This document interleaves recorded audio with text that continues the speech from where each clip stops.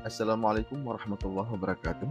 Bertemu kembali dengan saya, Dr. Jabar Sabila MA, dosen Fakultas Syariah dan Hukum UIN Haraneri dalam kajian logika dan penalaran hukum. Pada kesempatan ini, kita masuk pada bagian ke-9 tentang inferensi induktif. Mengawali kajian ini, mari kita melihat standar kompetensi di mana mahasiswa diharapkan mampu menganalisis relevansi inferensi deduktif dengan penalaran hukum. Untuk itu disajikan materi pembelajaran sebagai berikut. Pertama, pengertian dan macam-macam inferensi induktif. Kedua, relevansi inferensi induktif dengan penalaran hukum. Mari kita lihat posisi kajian. Kita melakukan kajian tentang inferensi yang disebut dengan istintaj. Kali ini kita masuk pada kajian tentang inferensi induktif yang sifatnya tak langsung, yaitu berisi dua kajian tentang generalisasi dan analogi. Pengertian inferensi induktif. Inferensi induktif dilakukan berdasar pengetahuan a posteriori. Untuk memahaminya, silakan menyimak video yang kami terakan linknya di bawah kolom deskripsi. Video tersebut menjelaskan tentang apa itu deduksi dan apa itu induksi. Nah, menurut Kamus Besar Bahasa Indonesia, kata a posteriori berarti mengetahui setelah melihat, menyelidiki, dan sebagainya. Pengetahuan hasil penyelidikan tersebut diinferensikan secara induktif menjadi konsep-konsep di dalam pikiran manusia, yang mana konsep tersebut diasumsikan sebagai pengetahuan objektif tentang objek yang diteliti. Sebagaimana dijelaskan dalam mata kuliah metode penelitian, pembuktian hipotesis pada penelitian yang objeknya dapat diamati secara indrawi dilakukan secara a posteriori. Secara teknis, ini dioperasikan dengan cara mengganti terminus medius dengan sejumlah fenomena individual. Bisa dikatakan, induksi sebagai sarana pembuktian hipotesis adalah proses inferensi dari yang khusus kepada yang umum.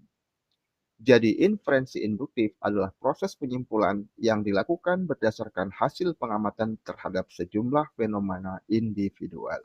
Inferensi induktif terbagi dua, yaitu generalisasi dan analogi. Sekarang kita mempelajari tentang generalisasi atau yang disebut juga dengan al-istiqra'. Ahli logika mendefinisikan generalisasi sebagai berikut. Generalisasi adalah mengikuti semua partikularia atau sebagian dari partikulia tersebut untuk sampai pada hukum atau kesimpulan umum yang mencakupnya semua. Generalisasi terbagi dua, yaitu generalisasi sempurna dan generalisasi tak sempurna. Menurut Imam Al-Ghazali, generalisasi sempurna atau disebut al-istiqra' at-tam menghasilkan ilmu, sedangkan generalisasi tak sempurna atau al-istiqra' an-naqis menghasilkan zan. Sementara itu, zan didefinisikan sebagai al-i'tiqad ar-rajih min i'tiqadai tarfain. Zan adalah keyakinan yang jelas dari dua sisi yang diyakini. Menurut Az-Zarkashi, sisi rajih menjadi lebih meyakinkan karena dia ada di luar pikiran. Sedangkan sisi yang kedua yang marjuh hanya ada dalam pikiran atau fi zihni. Itulah sebabnya generalisasi sempurna dikatakan menghasilkan ilmu. Menurut ahli logika, generalisasi sempurna adalah al-istiqra' at-tam wa huwa alladhi yatimmu fihi isti'ab jami'a juz'iyat au ajza'i syai'i alladhi huwa mawdu'ul bahsi. Generalisasi sempurna atau al-istiqra' at-tam adalah sesuatu yang secara sempurna mencakup semua partikularnya atau bagian sesuatu yang merupakan objek kajian. Adapun generalisasi tak sempurna adalah generalisasi berdasar sebagian fenomena untuk mendapatkan kesimpulan yang berlaku bagi fenomena sejenis yang belum diselidiki. Berikut definisinya. Al-istiqra' an-naqis wa huwa alladhi tudrasu fihi ba'dul juz'iyat aw ajza'i syai' alladhi huwa mawdu'ul bahthi. Al-istiqra' an-naqis adalah sesuatu yang padanya dipelajari sebagian dari partikularnya atau bagian dari sesuatu yang merupakan objek kajian. Para ulama telah menerapkan generalisasi tak sempurna dalam berbagai lapangan ilmu, di mana yang paling awal dilakukan adalah dalam menghasilkan kaidah bahasa Arab, seperti kaidah ilmu nahu, kaidah ilmu saraf, kaidah ilmu arud, dan kaidah kebahasaan lainnya.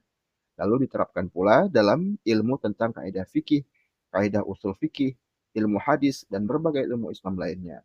Dalam penyusunan kaidah, generalisasi tak sempurna sudah cukup sebagai landasan. Ahli logika membagi generalisasi tak sempurna menjadi dua macam, yaitu generalisasi matematis, al-istiqra' ar-riyadhi, digunakan dalam ilmu formal seperti logika dan matematika. Yang kedua, generalisasi saintifik atau al-istiqra' al-ilmi, yang biasa digunakan pada ilmu-ilmu empiris seperti ilmu alam, ilmu sosial, dan sebagainya. Kepastian hasil generalisasi ini lemah dibanding dengan matematika, sebab terbuka kemungkinan benarnya kebalikan, tapi ia bisa dipegang selama tidak ada jalan lain. Al-istiqra' berlandaskan dua prinsip, yaitu prinsip kausalitas, illiyah atau salabiyah, dan prinsip koherensi atau ittirat. Prinsip kausalitas dihasilkan dari penyelidikan manusia bahwa fenomena di alam merupakan relasi sebab akibat. Misalnya, kumpulan awan adalah akibat dari penguapan air yang naik ke udara, lalu turun menjadi hujan. Prinsip ini dirumuskan berdasarkan generalisasi tak sempurna dan dipegang selama tidak diruntuhkan oleh penyelidikan lain yang pernah dilakukan. Kedua, prinsip koherensi juga dihasilkan dari penyelidikan manusia. Secara ringkas bisa dikatakan bahwa akibat daripada fenomena yang serupa ditimbulkan oleh sebab yang serupa pula. Dengan demikian, tampak adanya koherensi, ittirat atau mutarid, pada fenomena serupa yang terjadi pada tempat dan waktu berbeda. Misalnya, koherensi pada sifat api yang membakar kapas. Berdasarkan prinsip koherensi inilah manusia membangun teori dan menerapkannya dalam kehidupan. Generalisasi dibagi dalam 3 tahap, tahap percobaan dan observasi, tahap penetapan hipotesis, dan tahap pembuktian hipotesis. Mari kita lihat tentang percobaan dan observasi, atau disebut marhalatut tajribah wal mulahadhah. Percobaan dan observasi adalah tahap awal penalaran induktif yang berupa pengumpulan fakta dari objek yang diteliti. Observasi dimaksud adalah pengamatan awal untuk mengetahui eksistensi sesuatu secara lahiriah, sifat dan kekhususan pada objek yang diteliti. Adapun percobaan adalah eksperimen yang dilakukan dengan menggunakan alat untuk mengkondisikan objek sehingga dapat diamati. Unsur-unsurnya sebagai berikut. 1. Observasi ditujukan pada satu sifat tertentu dari objek yang dikaji dengan menetapkan pertanyaan penelitian. 2. Peneliti melakukan penalaran untuk mengungkap makna sesuai dengan pertanyaan penelitian yang telah dirumuskan. 3.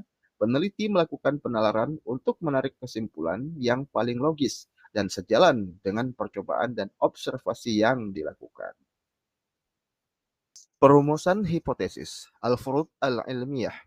Hipotesis adalah suatu usaha penjelasan tentang hal yang telah diamati atau telah diobservasi. Berlandaskan pemikiran tentatif ini, peneliti menafsirkan dan menjelaskan fenomena yang diamati. Perumusan hipotesis diawali kajian literatur, di mana peneliti harus mengeksplor penelitian yang pernah dilakukan sebelumnya. Berikut beberapa hal yang harus diperhatikan dalam perumusan hipotesis. Pertama, hipotesis diperlukan untuk menjelaskan fakta, sementara tidak ada keterangan lain terkait fakta yang diteliti. Dua, hipotesis tidak boleh bertentangan dengan kebenaran ilmiah yang telah diterima pada bidang yang dikaji. Tiga, hipotesis tentatif harus diuji sehingga bisa saja ditolak dan si peneliti beralih pada hipotesis lain. Empat, hipotesis harus mengandung kemungkinan untuk diterapkan pada semua kondisi, sehingga bisa menjadi landasan dalam memahami dan menafsirkan fenomena. Berikutnya, verifikasi hipotesis atau tahqiqul furud. Verifikasi adalah upaya pembuktian bahwa hipotesis yang diajukan merupakan penjelasan sebenarnya. Pada tahap ini, peneliti melakukan pengujian, memilih kemungkinan yang potensial menjadi kesimpulan, dan menetapkan kesimpulan yang mengandung penerimaan secara ilmiah. Dalam hal perumusan simpulan, peneliti dapat menggunakan metode inferensi yang disusun oleh ahli logika Inggris John Stuart Mill. Metode persesuaian, method of agreement atau an-nazar fi ittifaq, yaitu meneliti hal-hal yang saling dukung bagi terjadinya suatu talazum fil wuqu'. Penelitian diarahkan pada satu hal yang bersesuaian dengan berbagai keadaan pada fenomena yang dikaji. Misalnya, beberapa orang mengalami keracunan pada satu jamuan pesta, maka didata makanan apa saja yang mereka konsumsi. Lalu dibuat daftar kesesuaian variasi makanan yang dikonsumsi oleh orang yang keracunan. Dengan demikian, bisa diketahui makanan mana yang menyebabkan keracunan. Menurut Al-Midani, metode ini dipakai oleh Usuliyun dalam penemuan al-illah atau yang disebut masalikul illah, yaitu metode yang disebut takhrijul manatil hukmi, yang basisnya adalah koherensi atau mutarid. Yang kedua, metode perbedaan, method of difference yang disebut an-nazar fil ikhtilaf, yaitu menerima hal-hal yang saling dukung bagi timbulnya kondisi yang berbeda. Talazum fit takhaluf. Penelitian diarahkan pada satu hal yang menimbulkan akibat berbeda, padahal ia bagian dari fenomena yang dikaji. Hanya saja beda variasi. Misalnya, mereka yang keracunan mengonsumsi makanan A, B, dan C, sementara sebagian yang tidak keracunan mengonsumsi makanan B dan C. Sebagian lain yang tidak keracunan mengonsumsi makanan B, maka bisa diduga penyebab keracunan adalah makanan A. Menurut Al-Midani, Usuliyun menggolongkan metode ini bagian dari takhrijul manatil hukmi, tapi basisnya konsistensi atau munakis. Yang ketiga, metode persesuaian dan perbedaan, joint method of agreement and difference. Another fit ittifaq wal ikhtilaf, yaitu meneliti hal-hal yang saling dukung bagi terjadinya sesuatu dan timbulnya kondisi yang berbeda. Misalnya, sebagian orang yang keracunan mengonsumsi makanan A, B, dan C. Begitu pula orang yang mengonsumsi makanan A dan B juga keracunan. Berbeda halnya mereka yang mengonsumsi makanan B dan C. Terbukti mereka tidak keracunan. Maka dapat diduga bahwa penyebab keracunan adalah makanan A. Menurut Al-Midani, bagi Usuliyun, metode ini masuk dalam takhrij manatul hukmi. Di sini, koherensi dan konsistensi digabungkan. Yang keempat, metode variasi kesamaan, the method of concomitant variation, atau disebut an-nazar fit taghayyuratin nasabi, yaitu meneliti perbandingan kadar dari akibat yang timbul pada sebuah fenomena. Misalnya, yang mengonsumsi makanan A, B, dan C mengalami keracunan dan meninggal dunia. Adapun yang mengonsumsi makanan B dan C mengalami keracunan tapi tidak meninggal dunia. Sementara yang mengonsumsi makanan C tidak keracunan. Maka dapatlah disimpulkan bahwa makanan A dan B berbeda kadar berat dan ringan akibat yang ditimbulkannya. 5. Metode residu. Method of residues. Another fil bawaqi, yaitu meneliti satu hal yang tersisa setelah menggugurkan hal-hal lain yang diketahui relasi sebab akibatnya. Misalnya, sebagian tamu mengonsumsi makanan B, sebagian mengonsumsi makanan C. Ternyata tak satu pun mengalami keracunan. Sementara tamu yang mengalami keracunan telah mengonsumsi makanan A, B, dan C. Dengan demikian, makanan B dan C bisa digugurkan dari daftar penyebab keracunan. Maka yang tersisa atau residu pada daftar yaitu makanan A, dapat diduga sebagai penyebab keracunan. Menurut Al-Midani, metode ini serupa dengan apa yang oleh Usuliyun disebut as-sibru wa taksim dengan beberapa perbedaan.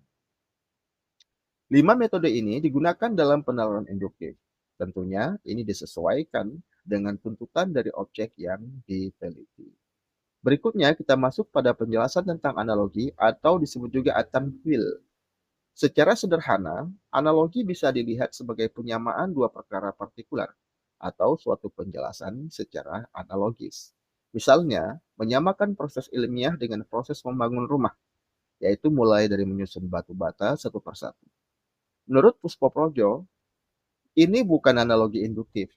Yang seperti ini disebut sebagai pengetahuan analogis yang bisa dikategorikan sebagai pengetahuan atau analogi figuratif, analogi ilustratif, atau analogi yang bersifat menerangkan. Bisa juga disebut analogi deskriptif.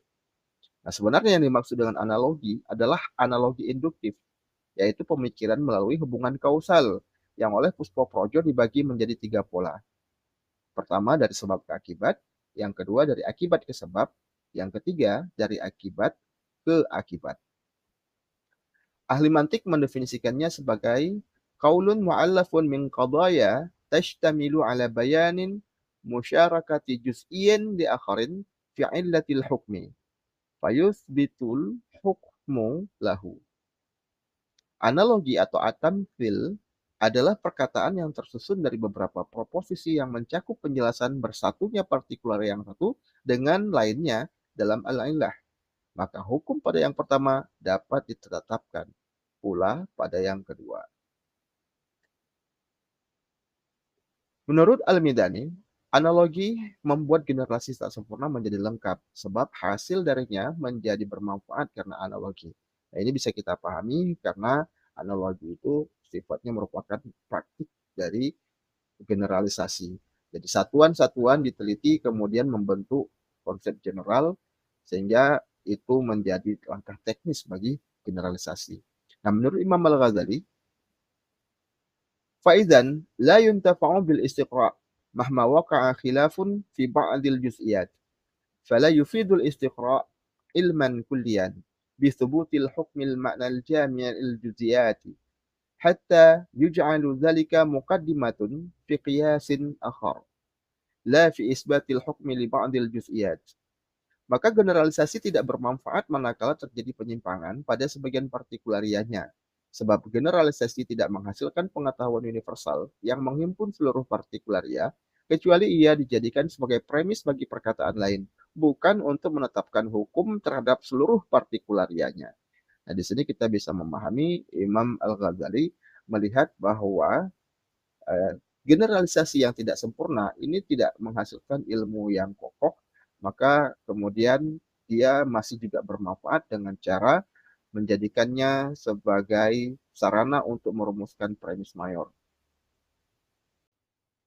Menurut Imam Al-Ghazali, hasil dari generalisasi tak sempurna bisa digunakan sebagai premis dalam sistem penyimpulan yang serupa dengan silogisme, yaitu terdiri dari premis minor, premis mayor, dan konklusi.